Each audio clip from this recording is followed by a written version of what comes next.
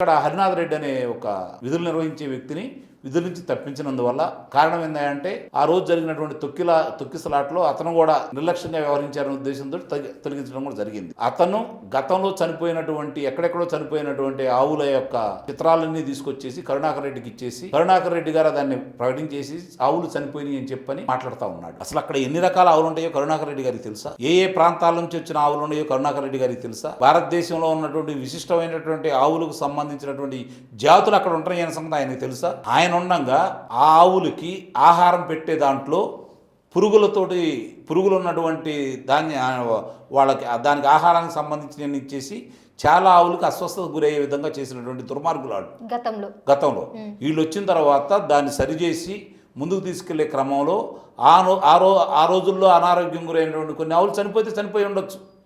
చనిపోలేదని చెప్పట్లేదు కదా. అప్పుడు చనిపోయిన వాటి లెక్కని ఇప్పుడు ఈ కౌంట్ లోకి వేస్తున్నారంటారా? అప్పుడు దాన్ని తీసుకొచ్చేస్తున్నారు, కావాలని చెప్పని విష ప్రచారం చేస్తున్నారు అక్కడ.